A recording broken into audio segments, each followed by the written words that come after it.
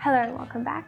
I'm Jo from The Pretty Aesthetic, and in today's video I'm going to be redesigning my brand guidelines templates. I'm a full-time graphic and web designer, and most of my projects have to do with branding or rebranding small to medium businesses. So brand guidelines are an instruction manual or kind of like a rule book for how your brand presents itself visually. So this includes your logo, any logo variations, brand pattern, color scheme, fonts, everything to do with how it presents itself. So at the end of a project, a client gets a set of brand guidelines that just help them then present their brand in a consistent manner.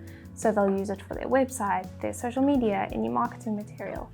Just again, helping them present that brand consistently. Here's my current brand guidelines template. I think I originally downloaded this off Creative Market or something, but it's gotten a bit lost along the way. And this is the brand that I'll be using as our example for today. It's just one of my pre-made options. So I'm just setting up my artboards. We're going to do it on 200 by 800 pixels, and let's use 8 artboards.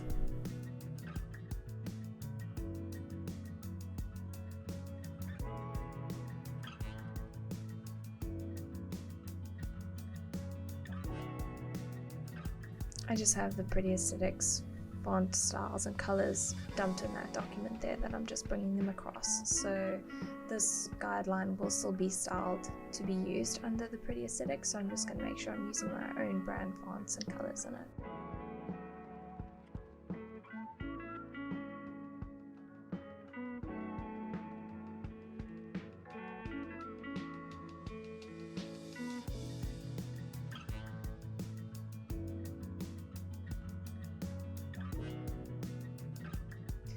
Some things that I'm not going to include in these brand guidelines are I'm not going to include any full cover markups or watermarks of the logo.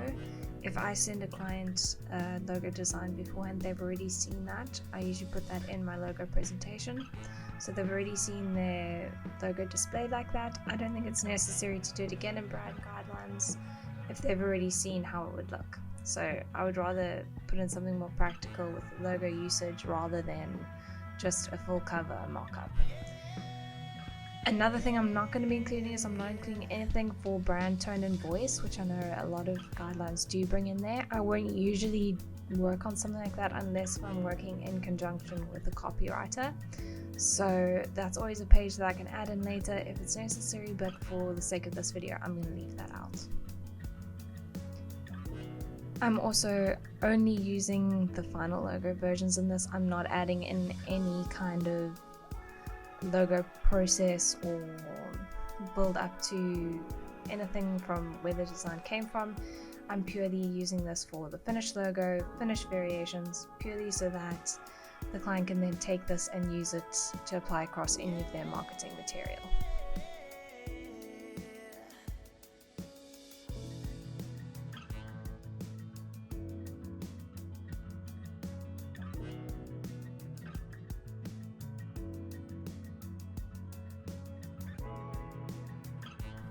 I want to take these two little corner pieces and just rename them. So I think I'm going to name the one on the left brand guidelines, and then at the top I'm going to add in the page number and what is on the page.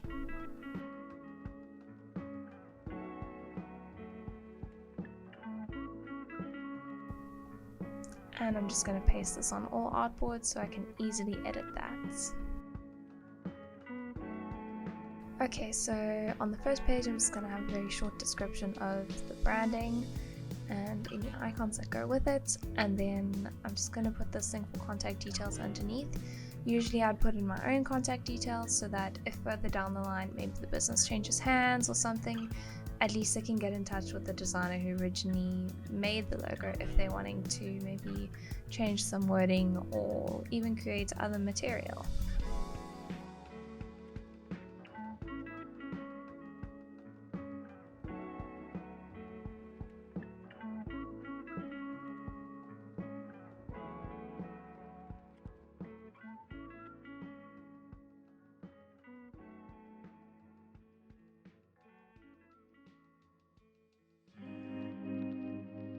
Like I said, I'm not adding in any full cover markups or watermarks, but you always could add in, and I'm leaving these big kind of color blocks in there so that if I choose to, I can add one in right before sending it off. So for instance, that big pinky beige block behind where I'm going to add in the logo now, you could always put that in like a full cover, full markup, maybe a watermark on a photo. I like doing that for photographers' logos.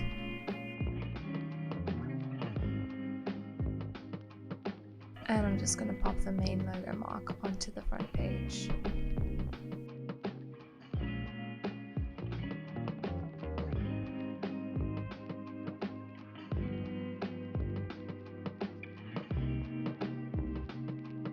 Let's just put the symbol up in this corner as well.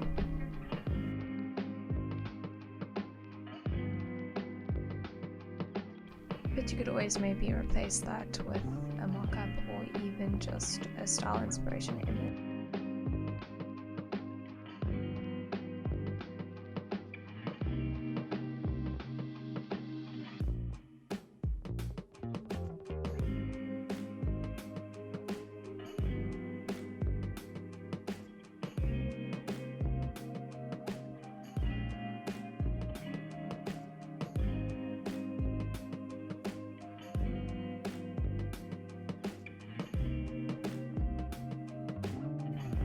The logo that I'm using for an example is one of my pre-made options.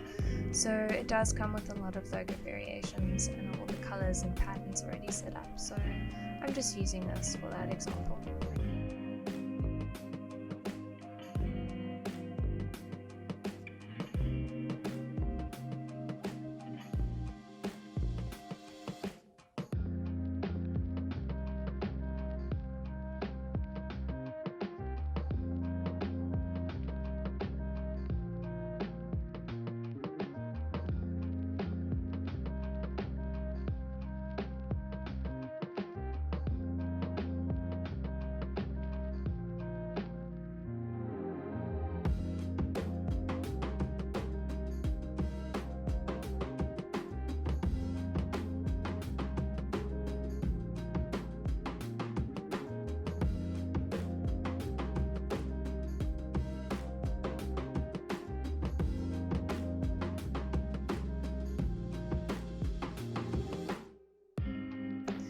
As you can see here, I've made the mistake of not grouping that middle logo and I keep leaving a piece behind.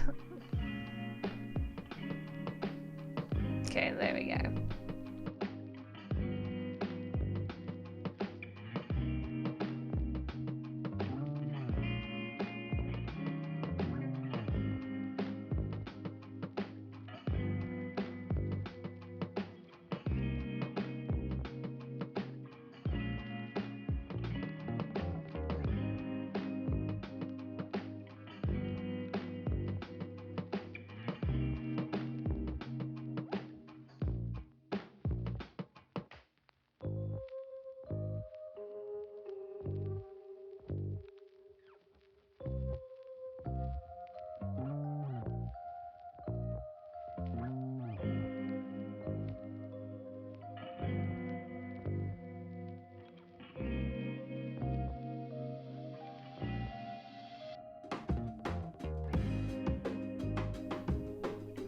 It's good to just play around with your spacing and sizing and see what actually looks nice.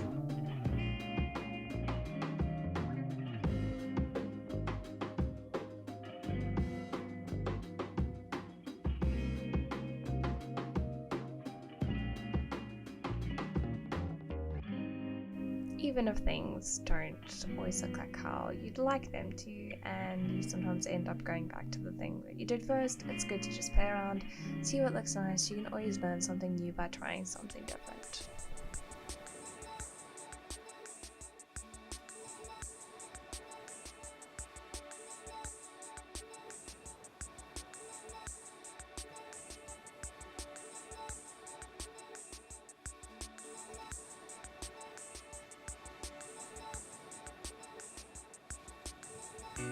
Logo usage.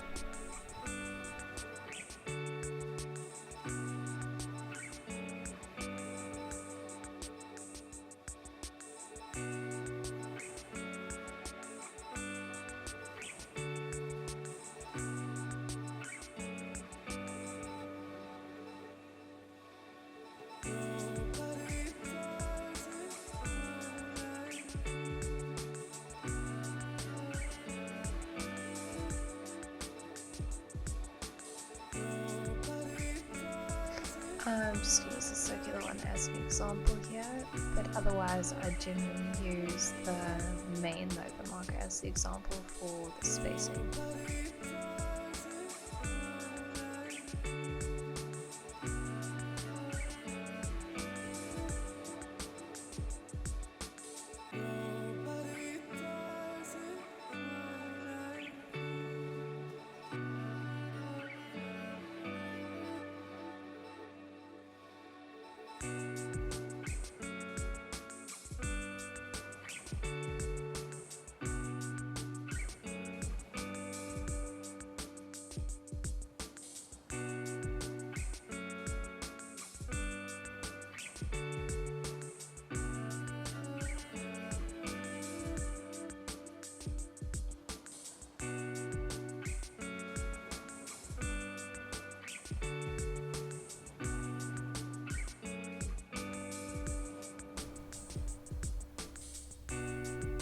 Yeah, instead of guesstimating spacing, here's a learning something new for you, is that just use the align tool because it's going to make your life much easier.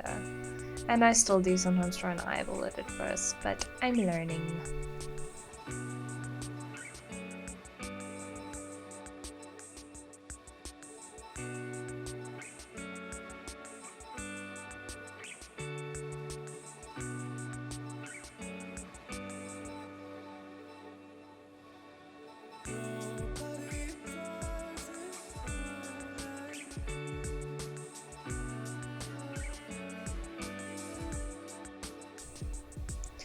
Okay, that looks about right to me. Now let me just size it to fit.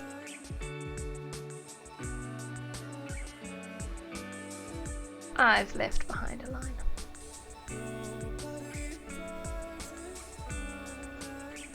Like I said, I tried to keep this video kind of a bit more raw and less edited, so you can see the actual process that goes into designing this. So I've cut out times when I've just like got up and left the computer, but other than that I've tried to keep in like even silly mistakes.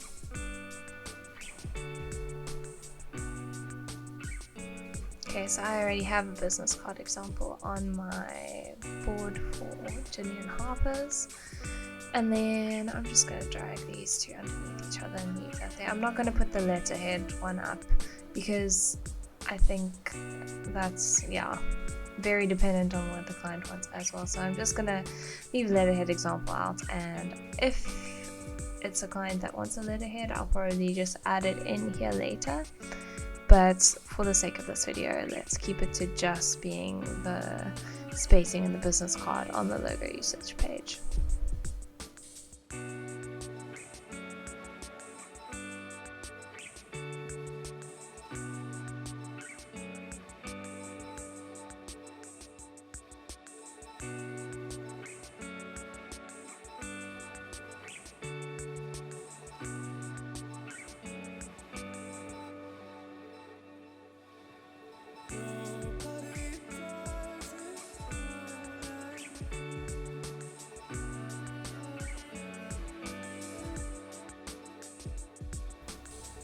I think I also want this to have the beige background, and I'm thinking I can put these in like little white cards. Yeah, let's just make that the same as everywhere else.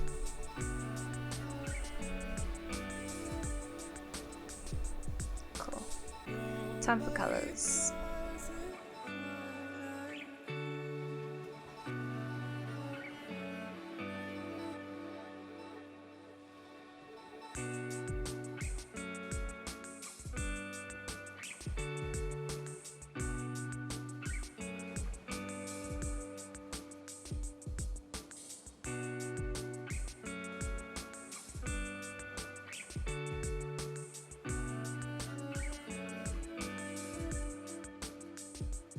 And then I'm just going to put their hex codes at the bottom of each color. I'm not adding in a section for explaining CMYK, RGB, and Pantones. I usually would, but for the sake of this video, it's already looking pretty long, so I'm just going to leave it at the hex codes. But I'd usually add in just an extra page explaining a little bit more about CMYK and RGB colors as well as the Pantones for their business, and then just include that near the colors or probably the next page after, but I'm going to leave that out for this video.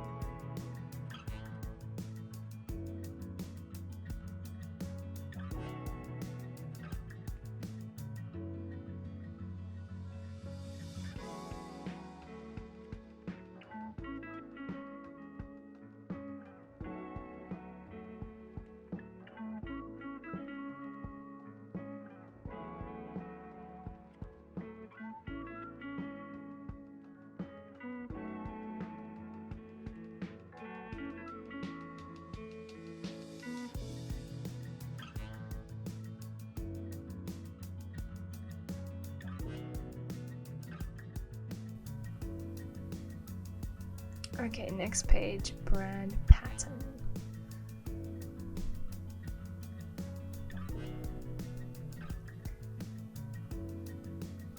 Depending on what the pattern is, you'll probably add another sentence in here explaining it and how to display it.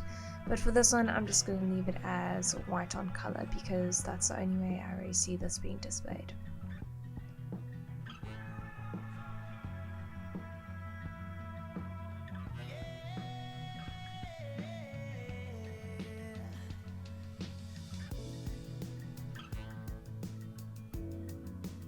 Let's make it that display font, and I'm going to make it in that beige as well.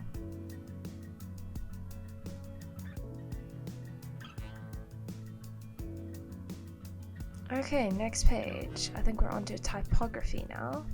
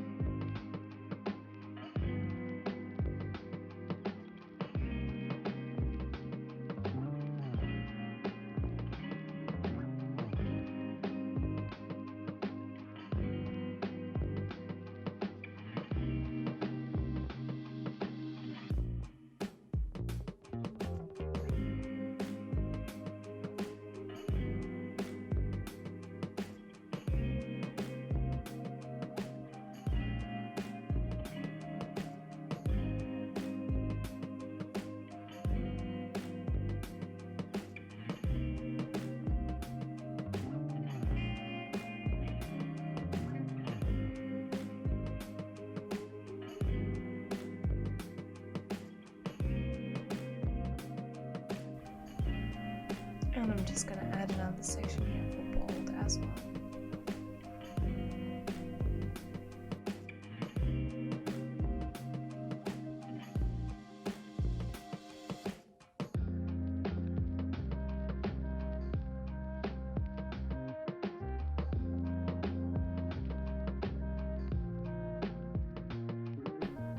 I'm going to leave the social media section blank as well, since I haven't actually done a proper cover or avatar design.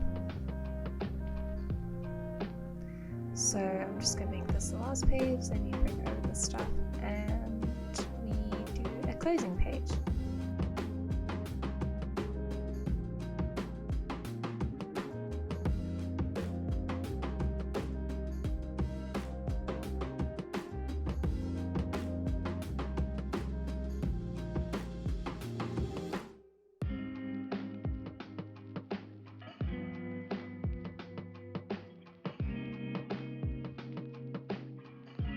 Just going to put the same contact details there as on page 1. And let's pop the logo in on the back. Let's make it nice and big.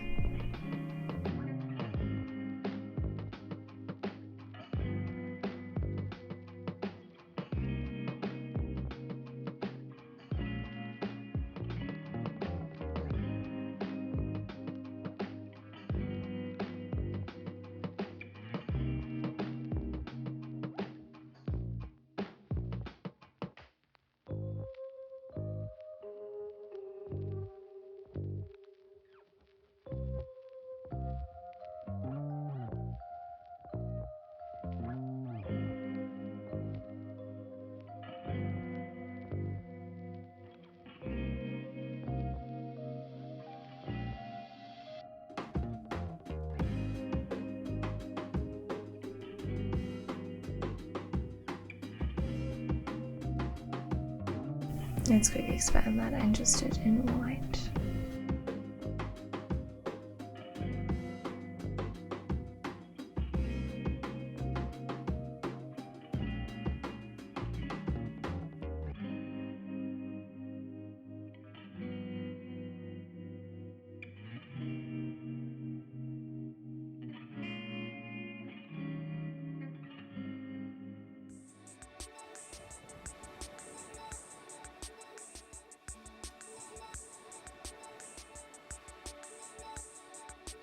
Cool, and that's it.